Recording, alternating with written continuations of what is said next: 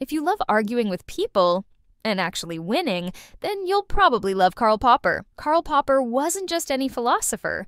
He was the guy who told scientists, hey, maybe stop trying to prove you're always right and instead try to prove yourself wrong. But who was this man, and why is he so important? Let's take a fun and informative dive into the world of Karl Popper. Karl Raimund Popper was born on July 28, 1902, in Vienna, Austria. He came from a middle-class family with Jewish origins, though his parents had converted to Lutheranism before his birth. His father was a lawyer with a massive library, something that young Karl took full advantage of. Imagine a little boy, surrounded by books, asking deep philosophical questions while other kids were still figuring out how to tie their shoes. That was Popper. As a child, he loved science and music. He even considered becoming a composer at one point, but his real passion was solving problems and questioning everything. If you ever had an annoying friend who always asked, "But how do you know that's true?" Well, Popper was that friend, but on an extreme level. He spent hours reading about physics, psychology, and philosophy, forming opinions about complex ideas before he was even a teenager. Popper's love for knowledge led him to study at the University of Vienna, where he initially enrolled in mathematics, physics, and philosophy. During his university years, he also explored psychology and musicology, as he had a deep appreciation for music. However, it was philosophy that truly captivated him. He earned his doctorate in philosophy in 1928, focusing on epistemology, the study of knowledge, and scientific methodology. His academic background gave him a strong foundation to develop his groundbreaking ideas about science and society. Popper became famous for one major idea: falsifiability. No, it's not a fancy way of calling someone a liar. It's actually a principle about how science should work. Before Popper, people thought that science was about proving things to be true. But Popper had a different take. He argued that real science isn't about proving things right. It's about proving things wrong. According to him, a good scientific theory is one that can be tested and potentially proven false. If there's no way to prove it wrong, then it's not really science. It's just a fancy story. Example: let's say someone tells you, all swans are white. You go out, and if you find just one black swan, boom, the theory is wrong. That's falsifiability in action.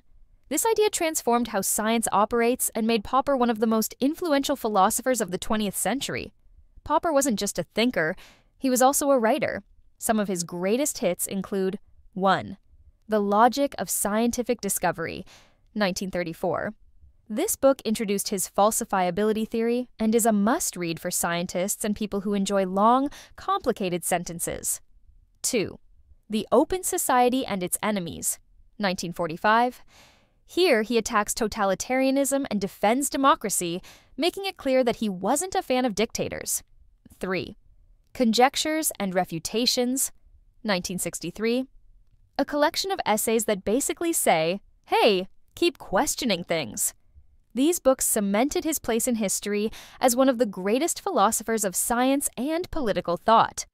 He believed that an open society where people could debate and criticize ideas freely was the key to progress. He saw how authoritarian regimes use pseudoscience to justify their policies, and he wasn't having any of it.